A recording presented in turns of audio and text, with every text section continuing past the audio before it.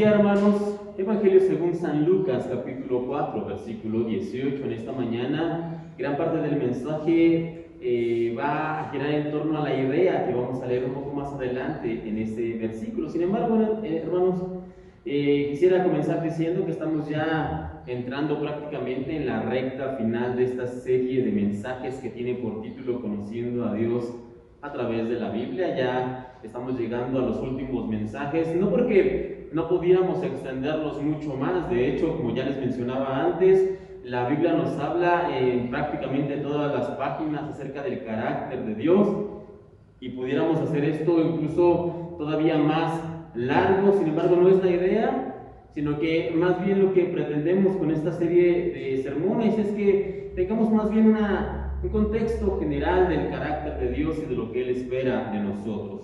Es por eso que estamos conociendo a Dios a través de la Biblia. Ahora bien, la semana anterior ya estuvimos hablando un poco acerca de la Trinidad y cómo es que, a pesar de que esta palabra como tal, Trinidad, no la encontramos en la Biblia por ningún lado, eso es verdad, el concepto sí lo podemos encontrar en la Biblia, y de hecho lo encontramos de una manera muy clara.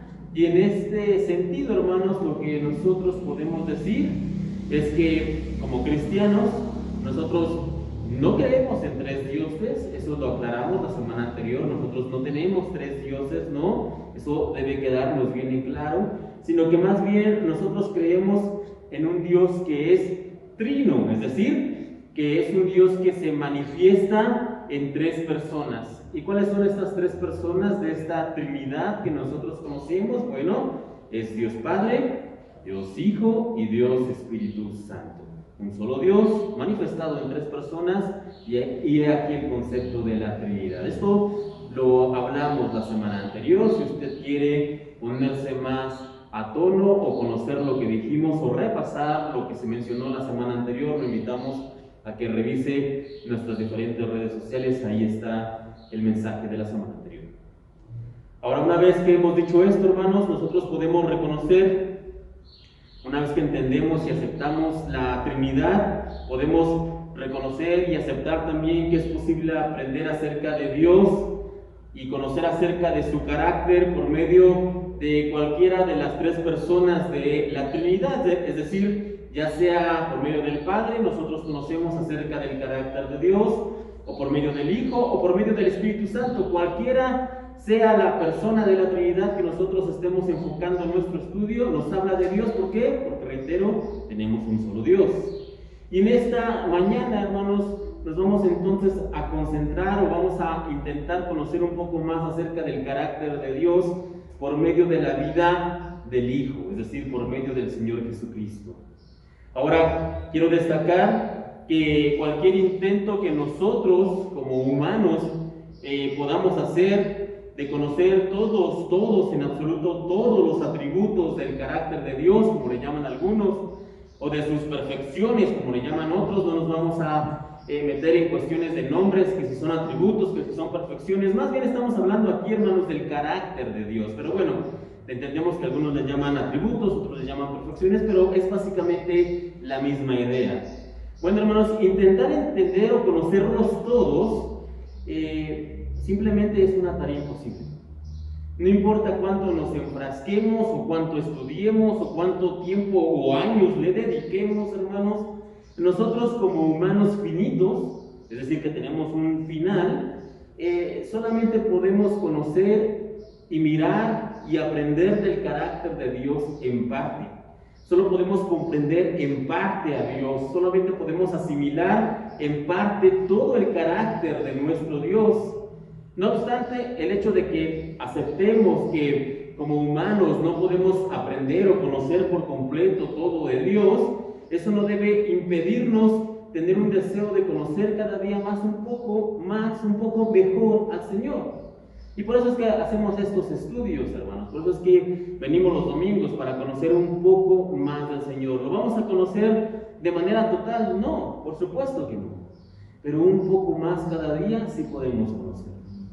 Ahora, ya como hemos dicho, hermanos, nosotros efectivamente no podemos conocer a Dios por medio de una manera completa, no. pero sí podemos ir conociendo poco a poco un poco más de Él, valga la redundancia, y lo hacemos por medio de las tres personas de la Trinidad. Así que, debido a que los tres, el Padre, el Hijo y el Espíritu Santo, son iguales en atributos, son iguales en poder, son iguales en majestad, son iguales en gloria, ¿ok? Nosotros podemos acudir a la Biblia y ver un poco acerca del Padre o del Espíritu Santo o del Hijo, y nosotros estaremos conociendo más acerca de Dios. Así que, hermanos, en esta mañana les decía, vamos a conocer un poco más acerca de nuestro Dios, de nuestro Señor, por medio de la vida de Cristo. Sin embargo, antes de entrar de lleno a conocer un poco más del carácter de Dios, hermanos, lo primero que debemos dejar en claro, entender, aceptar y reconocer, hermanos, es que Jesús es Dios. Jesús es Dios. Esa es la primera declaración que vamos a hacer en esta mañana. Y hacer esta declaración, Jesús es Dios, pudiera parecer bastante obvia, sobre todo aquí en la iglesia, sobre todo entre nosotros que reconocemos que el Señor Jesús es el Señor, que Él es Dios, reconocemos su señorío, su poder, su autoridad. No obstante, mis hermanos, conviene que en esta mañana dejemos este concepto bien en claro. ¿Por qué? Porque hay muchas personas que se hacen llamar cristianas o que tienen una fe similar al cristianismo, pero que de alguna manera ellos no reconocen que Jesús es Dios. Algunas personas, reitero, que tienen ciertos tintes de cristianos o ciertas ideas similares a las nuestras, ellos dicen, bueno, Jesús no es Dios como tal, es un gran hombre, es un enviado de Dios, es un profeta de Dios, pero no es Dios. Ahora, hermanos, reitero, conviene en esta mañana como primer punto que nosotros aclaremos esto: Jesús es Dios. Y lo primero, hermanos, que podemos decir para aclarar, para que nos quede bien claro este punto, es que Jesús es Dios, ¿sí? Pero Jesús es Dios porque Él recibió, y no solamente recibió, sino que aceptó la adoración que solamente Dios puede recibir. Repito, hermanos, Jesús es Dios porque Él recibió y aceptó la adoración que solamente Dios puede recibir. Y me explico, hermanos. Si usted va en la Biblia, en el Antiguo Testamento, uno de los pecados, digamos, más grandes, aunque sabemos que no hay tamaños de pecado, pero por usar una expresión, uno de los pecados más grandes y reiterados que encontramos en el pueblo de Israel, un pecado en donde caían vez tras vez tras vez prácticamente en todo el Antiguo Testamento, es el pecado de la idolatría. Usted va a ir en el Antiguo Testamento, reitero, en el pueblo de Israel, y va usted a notar cómo es que cada vez repetían y repetían, este pueblo caía en la idolatría. Y este pueblo también fue castigado vez tras vez tras vez por este pecado, la idolatría. Incluso, hermanos, para ser más específicos, uno de los 10 mandamientos condena terminantemente la idolatría. Éxodo 23, no vaya para allá. Pero Éxodo, capítulo 20, versículo 3, que es en donde encontramos los 10 mandamientos, dice, no tendrás otros dioses delante de mí. La idolatría, reitero, es un pecado condenado por Dios, es algo que no le agrada a Dios. Y la idea entonces queda por demás clara, hermanos. Nuestra adoración como creyentes, como cristianos, nuestra adoración debe ser entregada solamente a Dios. De otra manera, si nosotros adoramos a algo o a alguien más, estaremos cayendo en el pecado de la idolatría. Ahora bien, teniendo esto en mente, hermanos, que a Dios le desagrada la idolatría, que la condena, que es un pecado, que castigó a su pueblo Israel en varias ocasiones por haber caído en la idolatría, reitero, teniendo esto en la mente, lo que nosotros vamos a encontrar después en el Nuevo Testamento, ya sea en los Evangelios o en algunas de las cartas, prácticamente todas las cartas del Nuevo Testamento, es que Jesús recibe, y no una, ni dos, ni tres, sino reiteradamente el Señor Jesucristo recibe la adoración como Dios, y no solamente la recibe, sino que nunca la rechaza. Nosotros podemos ir, por ejemplo, en el libro de los Hechos se nos cuenta que en cierta ocasión Pablo y su acompañante llegan a una ciudad y entonces al entrar a la ciudad ven a una persona, la sanan de manera milagrosa por el poder de Dios. Y cuando la gente ve esto, entonces corren, se acercan e intentan y comienzan más bien a adorar a Pablo y a su compañero como si fueran dioses. Y al mirar esto, Pablo los detiene y les dice, no, nosotros somos humanos como ustedes. Ahí podemos ver que aunque Pablo y su compañero comenzaron a recibir la adoración como dioses, ellos la rechazan. Bueno, en el caso de Cristo no sucede así, hermano. El Señor Jesús en varias ocasiones recibe la adoración como Dios y Él nunca detiene a las personas. Él nunca les dice, no te inclines o no me adores, o no. Él recibe la adoración y nunca la rechaza, reitero. ¿Y por qué sucede esto? ¿Por qué Él la recibe y nunca rechaza esta adoración? Bueno, la respuesta es bastante simple y obvia, porque Él es Dios. El Señor Jesús recibe y nunca rechaza la adoración como Dios. ¿Por qué? Porque Él es Dios. De otra manera, hermanos, aquellos que lo adoraron en el Nuevo Testamento habrían sido personas idólatras y estarían pecando en contra de Dios. Si Jesús no fuera Dios y lo estuvieran adorando, entonces serían idólatras. Pedro, Juan, Jacobo, todos los apóstoles, todos los primeros cristianos, Pablo, y nosotros que venimos cada domingo a adorar al Señor, en este caso al Señor Jesucristo, seríamos idólatras. Sin embargo, esto no es así. ¿Por qué? Reitero, porque Jesús es Dios. Ya, hermanos, desde sus primeros días, es decir, desde su ministerio, desde el comienzo de la llegada, desde el nacimiento prácticamente del Señor Jesús, ya desde el mero comienzo Él ya recibía adoración como Dios. No vaya para allá, pero si quiere anotar la cita, anote Mateo capítulo 2. Mateo capítulo 2, versículo 11. Aquí encontramos, en este capítulo 2, encontramos este pasaje o esta historia en donde ciertos hombres magos de Oriente están buscando a Jesús para poder ir y conocerlo y visitarlo. Usted puede leer todo el pasaje, pero lo que nos interesa en esta mañana lo encontramos en Mateo 2:11. Aquí dice lo siguiente, hermanos. Y al entrar en la casa de quién? En la casa de José y María, ahí estaban. Y al entrar en la casa, vieron al niño con su madre María y postrándose, lo adoraron. Y abriendo sus tesoros le ofrecieron presentes, oro, incienso y mirra. Muchas veces nos concentramos en los regalos, ¿cierto?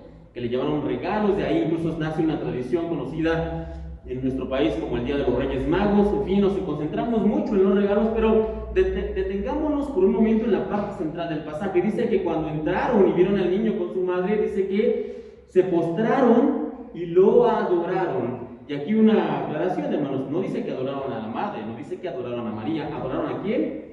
Al niño. Ahora, note, hermanos, también que el Evangelio no hace, aquí el evangelista Mateo no está haciendo ninguna aclaración y no menciona, bueno, esto lo hacían porque desconocían o porque no sabían o lo hicieron de manera incorrecta o aunque adoraron al niño no tenían que hacerlo. No hay ninguna aclaración del evangelista. Mateo simplemente escribe lo que pasó. Ellos entraron y lo adoraron y después no aclara nada. ¿Por qué? Porque no tiene nada de malo que adoremos a Jesús. Reitero, ¿por qué? Porque Jesús es Dios.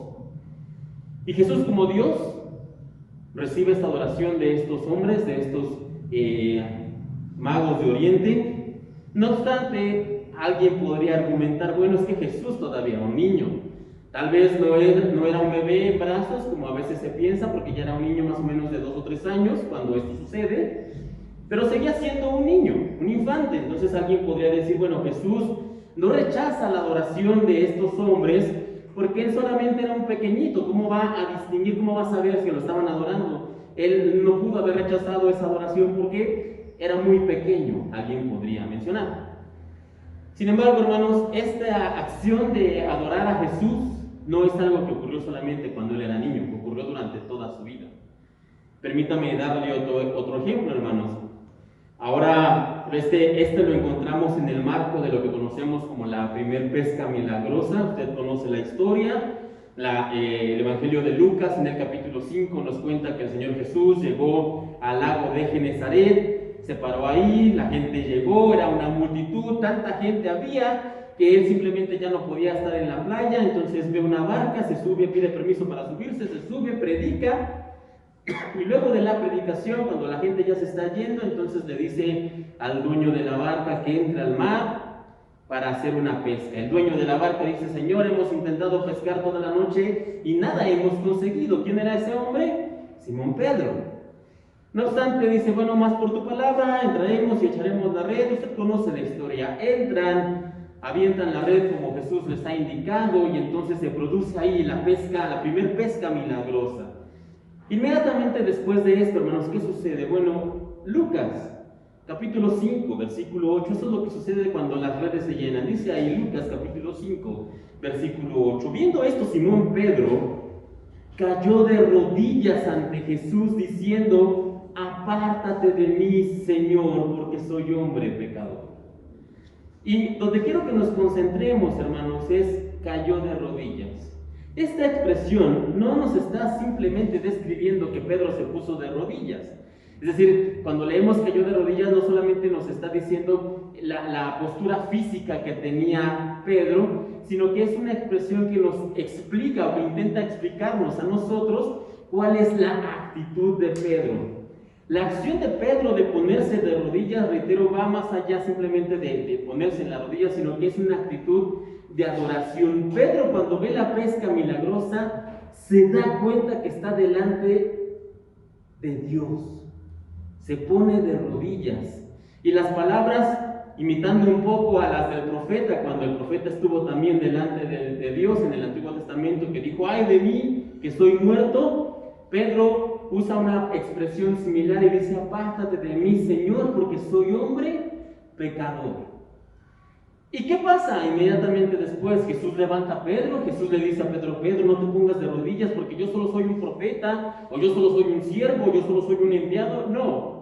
¿Qué es lo que está haciendo aquí el Señor Jesucristo con la adoración de Pedro? La recibe. ¿Y por qué recibe Jesucristo la adoración de este pescador, de Pedro? Una vez más, hermanos, porque Jesús es Dios. Pero no vamos a detenernos solamente ahí, hermanos. El Señor Jesús es Dios no solamente porque recibía y aceptaba la adoración como Dios, hermanos, sino que también, en segundo punto, podemos decir que Jesús es Dios porque Él hizo obras que solamente Dios puede hacer.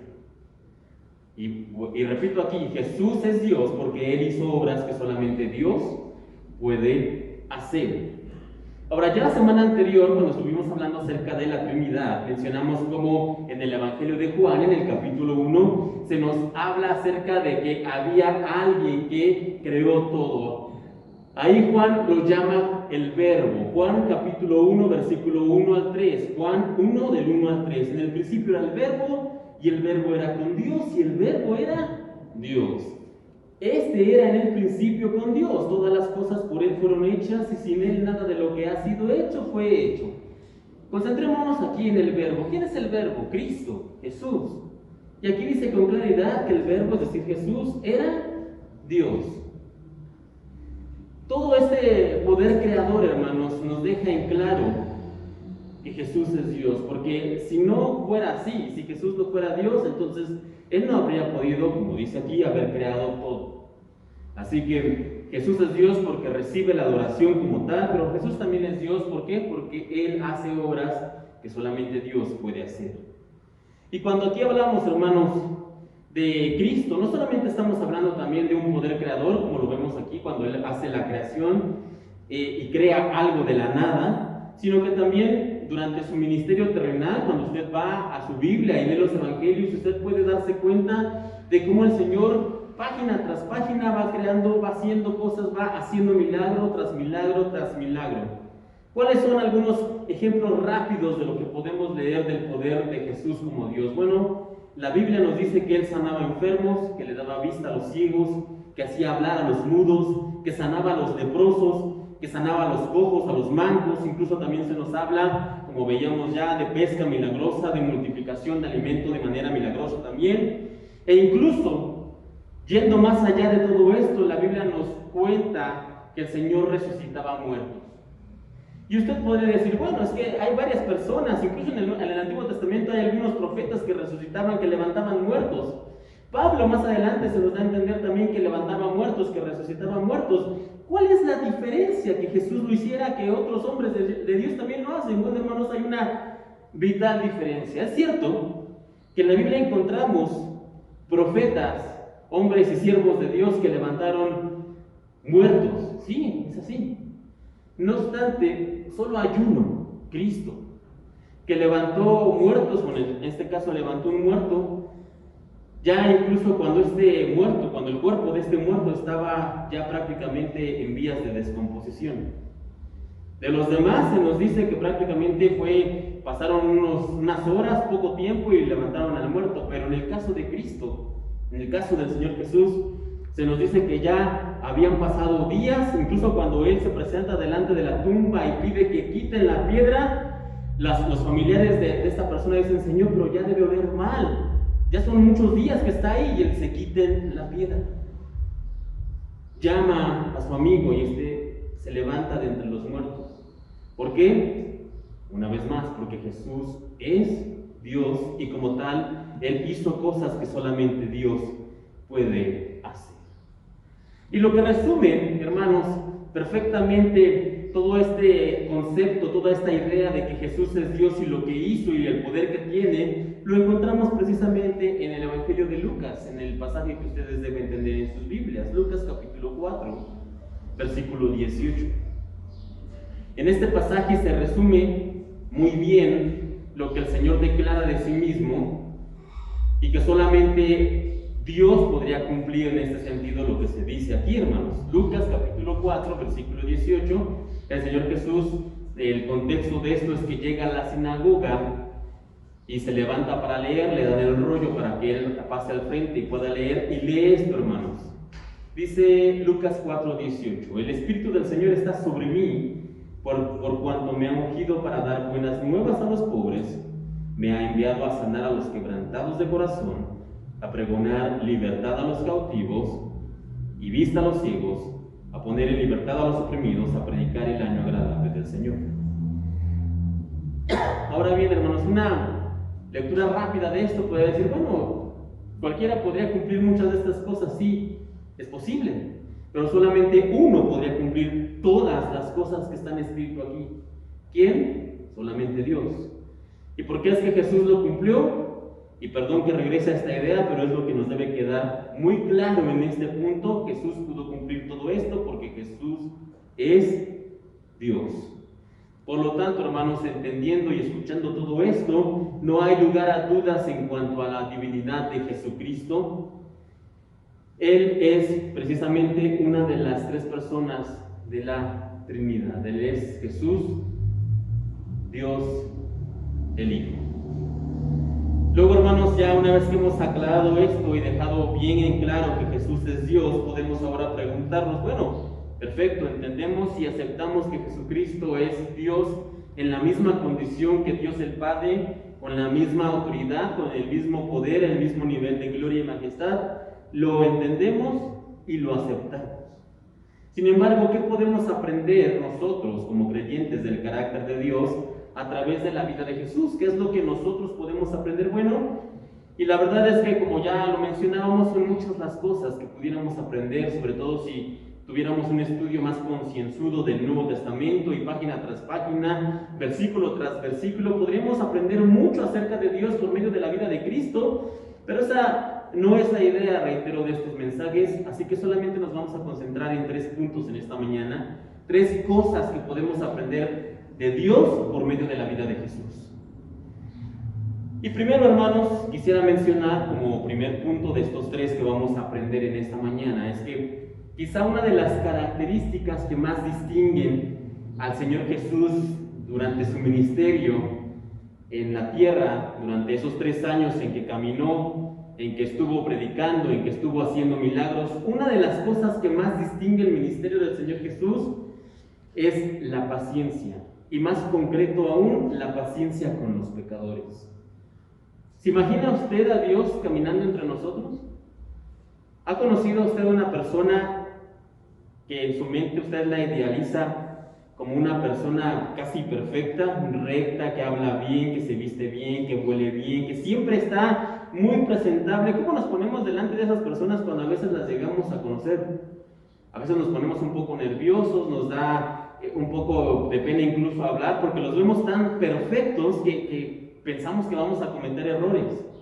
Y son humanos como nosotros, tienen errores, seguramente en la mañana también les huele mal el aliento, también hay veces que están despeinados, también hay veces que tienen problemas, que les fallan, son imperfectos como usted y como yo. No así con Cristo. Dijimos que Jesús es Dios. Así que imagínese usted a Jesús caminando durante más de 30 años y en el caso de su ministerio durante 3 años aproximadamente con gente imperfecta como usted y como yo. Se necesita de muchísima paciencia para estar con personas como nosotros, siendo Él Dios. Y aún así, hermanos, Él tuvo paciencia. Por lo tanto, hermanos, podemos concluir en esta mañana que ya que Jesús es paciente con los pecadores, como lo hemos visto, entonces Dios es paciente con los pecadores. ¿Por qué? Porque Jesús es Dios. No obstante, hermanos, creo que esto ya de alguna manera lo sabemos o lo intuimos. Dios es paciente, creo que ya lo hemos escuchado, a veces incluso lo cantamos acerca de la paciencia de Dios, lo hemos tal vez leído en la Biblia, la paciencia del Señor, pero realmente, ¿qué significa esto? ¿Qué queremos decir cuando mencionamos que nuestro Dios es paciente? ¿Qué es lo que significa esto? Que nuestro Dios es paciente. ¿Acaso significa cuando hablamos que tenemos un Dios paciente, significa que el Señor va a soportar de nosotros nuestras rabietas como si fuéramos niños pequeños? ¿Eso significa que tenemos un Dios paciente? ¿A eso nos referimos? Bueno, en este caso la respuesta es no, esa no es la paciencia de Dios a la que nos referimos, hermanos. Más bien lo que nosotros queremos dar a entender, o lo que queremos dar a conocer cuando mencionamos que nuestro Dios es paciente, es que nuestro Dios tiene misericordia de nosotros los pecadores. Esa es la paciencia de Dios. Cuando decimos que tenemos un Dios paciente, más bien nos referimos a que tenemos un Dios que nos da nuevas oportunidades para arrepentirnos y para ser redimidos por Él todos los días. Eso es a lo que nos referimos cuando decimos que nuestro Dios es paciente. Cuando hablamos y decimos que nuestro Dios es paciente, nos referimos a que tenemos un Dios que no castiga de manera inmediata y fulminante la maldad, como si yo hiciera algo malo y en ese momento ya yo muriera. Esa es la paciencia de Dios, aunque Él podría hacerlo, Él podría en ese momento y en algunas ocasiones en la Biblia nos deja claro que sí, Él puede hacerlo, Él podría fulminar a alguien que esté haciendo algo incorrecto. Recordará, por ejemplo, el caso de Ananías y Zafira. Estos hombres intentaron mentirle al apóstol Pedro, intentaron robarle a Dios, ¿y qué pasó con ellos? Murieron en el acto. Dios podría castigar así a las personas, pero no lo hace. ¿Por qué? Porque tenemos un Dios que es paciente, que no castiga de manera general, de manera inmediata, sino que se toma el tiempo, nos da la oportunidad, aunque eso no quiere decir que nunca castigará. Ya lo veíamos hace unas semanas atrás cuando hablábamos que tenemos a un Dios que es juez justo. Y llegará el día en que ese juez ha de juzgar y va a castigar a los malos y a premiar a los buenos. Eso va a suceder. Sin embargo, Él es paciente. ¿Por qué? Porque no fulmina, no termina, no acaba con los malos de inmediato, sino que nos da una oportunidad nueva cada día. De hecho, hermanos, el versículo o uno de los versículos que mejor nos habla y nos da a entender acerca de la paciencia de Dios, lo vamos a encontrar en el libro de Lamentaciones. Lamentaciones capítulo 3, versículo 22 y 23. Una vez más, Lamentaciones capítulo 3, versículo del 22 al 23. Ahí dice: por la misericordia de Jehová no hemos sido consumidos, porque nunca decayeron sus misericordias. Nuevas son cada mañana, grande es tu fidelidad. Ahora bien, en este pasaje realmente no hay una mención directa de la palabra paciencia. Si usted le escuchó con atención, nunca se habla de la paciencia de Dios de una manera directa en este pasaje.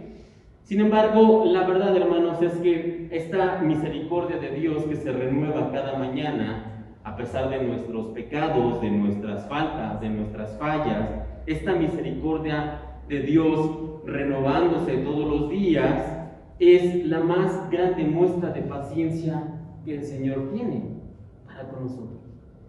Y hermanos, si usted el día de hoy se levantó, a lo mejor con dolor todavía, con algún achaque, pero está aquí, se pudo levantar, tiene la vida como un regalo de Dios, es porque el Señor ha tenido paciencia con usted, conmigo, con nosotros. Sus misericordias son nuevas cada mañana. Esta es la paciencia de nuestro Dios. Y aunque, hermanos, regresemos ahora al caso del Señor Jesús, decíamos que en el caso del Señor, Él tiene una muestra de esta paciencia divina. ¿Y cómo es que nosotros vemos? Hermanos, realmente si vamos, prácticamente no encontramos en ningún punto que se nos diga que el Señor Jesús era paciente en su ministerio. No se nos dice de manera directa. Sin embargo, ¿por qué podemos nosotros intuir que el Señor Jesús era paciente? Bueno, porque al estar durante casi 3 años con esos discípulos, esos 12 discípulos y los demás, imagínense todos los errores, todas las palabras o palabrotas o situaciones incómodas en las que tuvo que estar el Señor Jesús ahí involucrado. Y cada día el Señor les daba una nueva oportunidad a los 12, incluyendo ahí a alguien que ya sabía que iba a traicionarlo, incluyendo a Judas. Cada día le daba una oportunidad y al resto de los que lo acompañaban. Y el Señor cada día, en su paciencia divina, hermanos, le daba una oportunidad más a Pedro, que, como hemos leído muchas veces en los evangelios, hablaba antes de pensar. El Señor en su paciencia le daba cada día una oportunidad nueva a Juan, a Jacobo, que muchas veces querían destruir a los malos antes de perdonar, que era lo que el Señor les enseñaba. El Señor Jesús les daba paciencia a sus discípulos cada día, les daba paciencia a estos hombres que muchas veces les faltaba o les fallaba la fe, a pesar de que unas horas antes a veces veían milagros, como el Señor levantaba muertos, multiplicaba cosas. Lo veían, no sé, a las 12 del día y a las 2 de la tarde ya estaban dudando otra vez. Y el Señor aún así era paciente con estos hombres. Incluso, cuando llegó el día de la prueba, el día en que capturaron al Señor y lo llevaron y lo condenaron y lo crucificaron, cuando el Señor es puesto en la tumba y al tercer día resucita, lo primero que hace, hermanos, en lo que podemos leer en los evangelios, lo primero que hace después de haber resucitado es ir y buscar a esos hombres que lo abandonaron para llamarlos una vez más, incluyendo ahí también a Pedro, que lo había negado 3 veces, y le da una nueva oportunidad, una oportunidad más. ¿Por qué? Porque sus misericordias son nuevas cada mañana, porque el Señor es paciente con nosotros. Sin embargo, hermanos, el Señor Jesús es paciente, como lo acabamos de ver con estos discípulos que son testarudos, muchas veces insensatos, y les da, cada ocasión les da una nueva oportunidad, no solamente para que veamos, ay, ese Pedro, ese Juan, como son, hermanos, lo hace y lo tenemos registrado en la Biblia, para que nosotros entendamos que la misma paciencia que el Señor tuvo con Pedro, Juan, Jacobo, con Tomás, con Mateo, la misma paciencia que Él tuvo con esos hombres es la paciencia que el Señor tiene con nosotros. Y Él nos da una nueva oportunidad cada día, hermanos. Y no solamente nos da esa nueva oportunidad cada mañana, como les decía, porque sus misericordias se renuevan, sino que va más allá. Y en su paciencia nos da su misericordia todos los días, pero además nos dice la Biblia que el Señor Jesús también es nuestro abogado defensor delante del Padre Celestial. La Biblia nos dice en 1 de Juan, hijitos míos, estas cosas os escribo para que no pequéis, y si alguno hubiere pecado, abogado tenemos para con el Padre a Jesucristo el justo. Y este texto es bastante claro, hermanos, y ahí nosotros entendemos que como creyentes debemos, sí, intentar y esforzarnos con ayuda del Señor para no pecar, para poder agradar a Dios. Sin embargo, también este texto nos da a entender y nos comprende que somos frágiles, que somos humanos, que en alguna ocasión podemos pecar.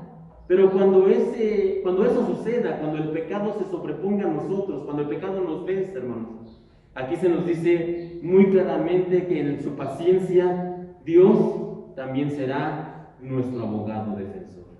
Así que cada mañana tenemos una misericordia nueva. Y esa misericordia se nos ha dado, ¿por qué? Porque el Señor es paciente. Y nuestro Dios no solamente es paciente, sino que también nos ayuda y nos defiende como nuestro abogado. Esto es una de las cosas que podemos aprender de Dios por medio de la vida de Jesús. Sin embargo, les dije que serían 3, esta fue la primera. La segunda cosa que nosotros podemos aprender de Dios por medio de la vida de Jesucristo es que Dios es compasivo. ¿Por qué? Porque Jesús fue compasivo. Y los casos en los que vemos la compasión de Cristo en el Nuevo Testamento, en los Evangelios, son muchos, hermanos. Sin embargo, siempre me llamó la atención este ejemplo. Mateo capítulo 7, no vaya para allá, pero anote la cita. Mateo capítulo 7, del versículo 8 en adelante.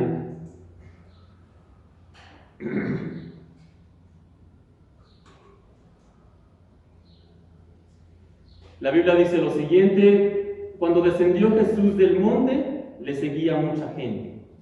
Y he aquí vino un leproso y se postró ante él, diciendo: Señor, si quieres puedes limpiarme. Jesús extendió la mano y le tocó, diciendo: quiero. Se limpió, y al instante su lepra desapareció. Y les decía que este pasaje siempre me ha llamado la atención porque tiene bastantes similitudes en todo el aspecto de lo que hizo el Señor Jesús, y quiero que lo veamos por lo menos en 3 cuestiones. La primera es cómo nos comienza a decir el relato que el Señor Jesús bajó del monte. Y esto nos recuerda una cosa por demás importante en el ministerio del Señor Jesús. Él no solamente bajó del monte para sanar a un leproso, como podemos leer aquí, sino que Cristo también bajó, pero de un lugar incluso más elevado, más grande, más lujoso tal vez, más divino. Cristo bajó del cielo. No solo bajó de un monte, sino que bajó del cielo, y no solo bajó del cielo para sanar a algún leproso, como en este caso, sino que bajó del cielo para sanarnos a todos nosotros de una enfermedad peor que la lepra. ¿Cuál es esa enfermedad? El pecado. El pecado por el cual nosotros estábamos condenados, el pecado por el cual nosotros estábamos destinados al infierno. Cristo bajó y nos sanó de él. Así que eso es lo primero que podemos nosotros entender, que Cristo bajó no solo de un monte, sino del cielo. Después Cristo nos sanó, no solo de lepra, sino del pecado. Y como tercer punto, hermanos, quisiera hacer una pregunta.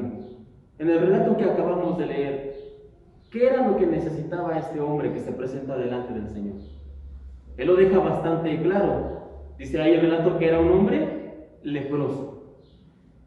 Y por consecuencia, o por obviedad, lo que necesitaba este hombre es ser limpio de su lepra. No obstante, el relato tiene una parte pequeña, casi insignificante, que cuando lo leemos de corrido en nuestras lecturas anuales, pudiera pasar desapercibido, pero el relato dice que Jesús extendió la mano y le tocó. Y esta parte de este relato siempre me ha encantado, hermanos, porque, reitero, este hombre lo único que necesitaba era ser sano. Pero pongámonos por un momento en los zapatos del leproso. En la época de Israel, un leproso, una persona que adquiría lepra, era prácticamente una persona que era excluida. Tenía que irse de su casa, de su familia, de su población, tenía que irse a una colonia de leprosos, a la colonia más cercana de leprosos. Y en ese lugar, estas personas eran prácticamente excluidas, olvidadas. Nadie iba a visitarlos ahí, obviamente por la enfermedad, nadie los quería, nadie los aceptaba, sin importar su condición social, no importaba si era rico antes o si era pobre, tenía que irse a ese lugar. En esta época también las costumbres eran bastante estrictas, y puesto que los caminos eran limitados, dicen los que saben que si una persona leprosa tenía que hacer algún recorrido por alguna razón, esa persona tenía que ir usando el mismo camino que las demás personas, pero tenía que llevar una campana. Y entonces cuando iban en el camino y veía a cierta distancia que venían personas hacia él, entonces tenía que comenzar a sonar la campana y tenía que gritar anunciando con tiempo a las personas que él era leproso. Tenía que gritar leproso para identificarse como un hombre leproso. Entonces la gente se hacía a un lado y no se acercaban y pasaban con la mayor distancia posible. Ahora, reitero, póngase usted por un momento en los zapatos de este leproso. Tendría, y aunque el relato no nos lo dice, a veces podemos hacernos algunas preguntas. ¿Tendría una familia este hombre? Es posible que sí. Una esposa, algunos hijos, unos padres, una madre, un padre. Y no sé cuánto tiempo, porque el relato no lo dice, pero no sé cuánto tiempo tendría ya con esta condición, pero tal vez un par de años, tal vez más, tal vez menos. Pero todo ese tiempo sin poder verlos, sin poder sentarse a la mesa para disfrutar un alimento con ellos, sin poder abrazarlos, sin poder sentir ese contacto y ese calor humano. No es simplemente un leproso que Jesús sanó, es un leproso que necesitaba algo, que necesitaba ser sanado de su lepra, sí, pero necesitaba algo más. Y es entonces cuando leemos esto: Jesús extendió la mano y le tocó. El Señor Jesús pudo haber dicho: sí quiero ser limpio. En ese momento el hombre habría sido limpio y se habría ido contento. Pero no. Nuestro Señor, en este caso el Señor Jesús, Dios, es compasivo. Se acerca con este hombre, le extiende la mano y dice que lo toca. Me imagino que lo rodea con el brazo, le da un abrazo. Todavía no lo había sanado. ¿Por qué? Porque este hombre necesitaba salud, necesitaba ser limpio de la lepra, sí, pero necesitaba compasión. Y el Señor Jesús se la da en este capítulo, en esta oportunidad. Así que lo segundo que podemos aprender en esta mañana de nuestro Dios por medio de la vida de Cristo a través de la Biblia es que nuestro Dios es un Dios compasivo, que no solamente sana al leproso porque necesita ser sanado, no, sino que va más allá y dice que extiende la mano y lo toca y lo abraza y le da de ese amor, nos da de ese amor que necesitamos. Para terminar, hermanos, lo último y de hecho más importante, no podemos irnos sin enfatizar este punto en esta mañana, de lo que aprendemos acerca de Dios por medio de la vida de Cristo, es que Jesús, en este caso Dios, es nuestro Salvador. Jesús es nuestro Salvador. Ahora, lo primero que debemos entender es que las personas o alguien que necesita ser salvo es porque estaban perdidos. Y nosotros, hermanos, aun cuando no lo supiéramos, estábamos perdidos, como dice la Biblia, en nuestros delitos y pecados. ¿Y cuál era nuestro destino? Bueno, nuestro destino era la condenación eterna, el infierno. Ese era nuestro destino, nuestro lugar. Así que necesitábamos ser salvados. Y Jesús nos salvó.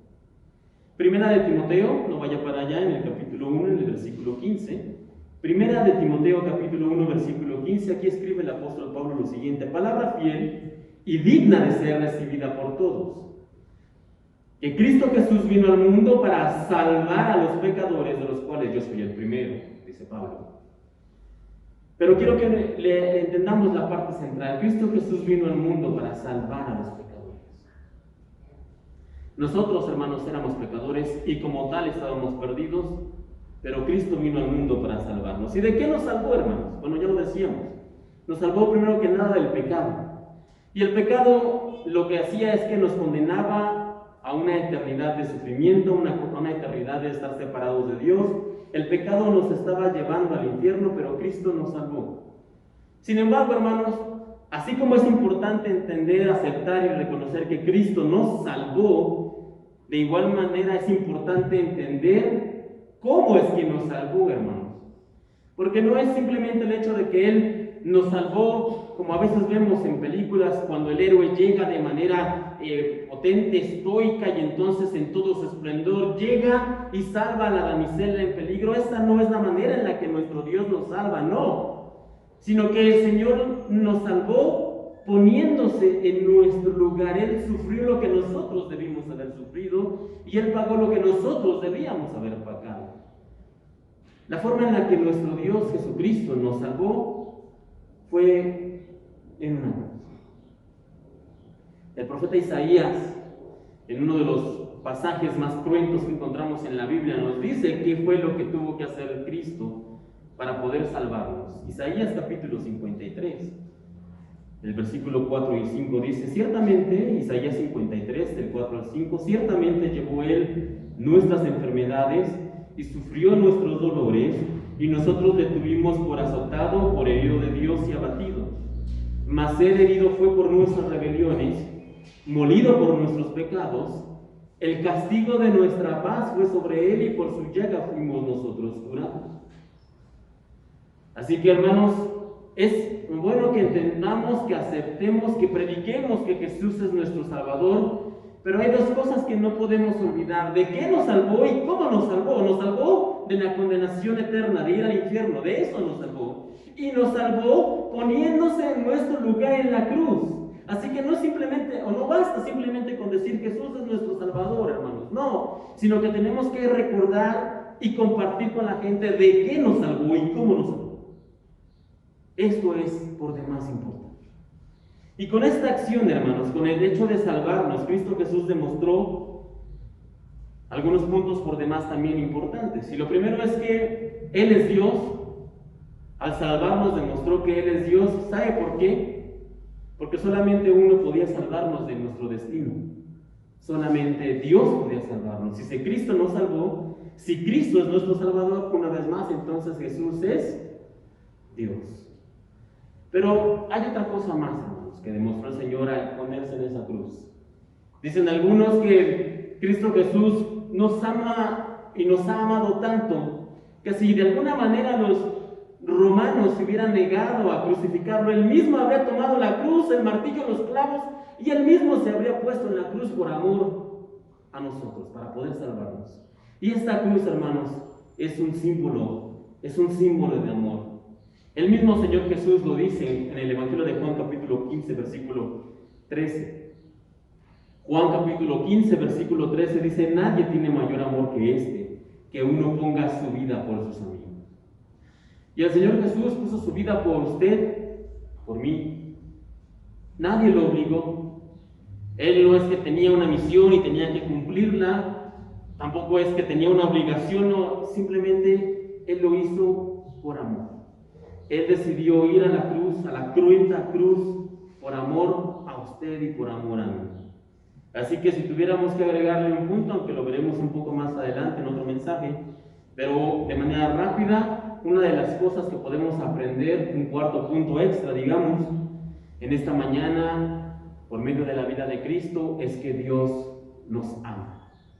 Y tanto nos ama el Señor que Él decidió morir por nosotros en una cruz.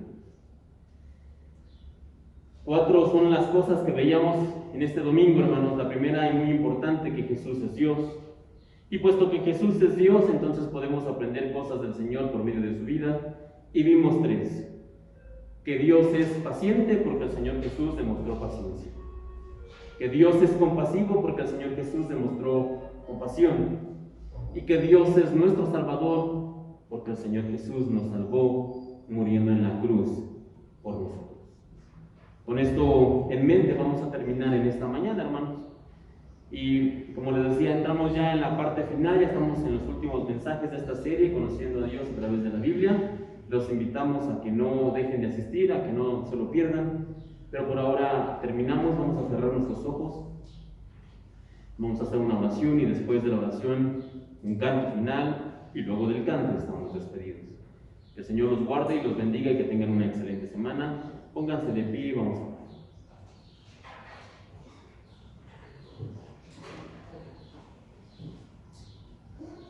Bendito Dios, te damos gracias en esta mañana por la vida, el sacrificio, por la muerte y la resurrección de tu Hijo, el Señor Jesucristo. Gracias porque por medio de su misión, de su ministerio, nosotros pudimos ser salvados. Gracias te damos porque nosotros ahora gozamos de las bendiciones y de los beneficios de su sacrificio, pero queremos reconocer que Cristo es nuestro Salvador, pero también queremos siempre recordar de qué nos salvó y cómo nos salvó. Cómo nos salvó tu Hijo al ponerse en nuestro lugar y nos salvó de la condenación, de la peor de los tormentos. De eso hemos sido salvados. Te damos gracias, bendito Dios, porque nos permites conocerte un poco más. Te damos gracias porque podemos aprender más de ti. Y en esta hora, Señor, te pedimos que por favor tú nos ayudes a asimilarlo, a comprenderlo, a aceptarlo y a ser agradecido por lo que has hecho por nosotros. También nos ponemos en tus manos en esta semana para que por favor tú nos ayudes y nos guardes, nos lleves y traigas conmigo, nos protejas en esta semana. Si nos sigas guardando a pesar de las circunstancias actuales, sigas poniendo en nosotros esa cubierta de protección, pero también que nosotros seamos sabios, seamos sensatos, que sigamos también protegiéndonos con las medidas necesarias. En tus manos ponemos esta situación, a nuestro gobierno, nuestras vidas y familias. Llévanos por favor ahora con bien a casa, bendice este domingo, bendice esta semana, bendice esta tarde. Te lo pedimos por favor, bendito Señor, en el nombre de tu Santo Hijo, Señor Jesucristo. Amén.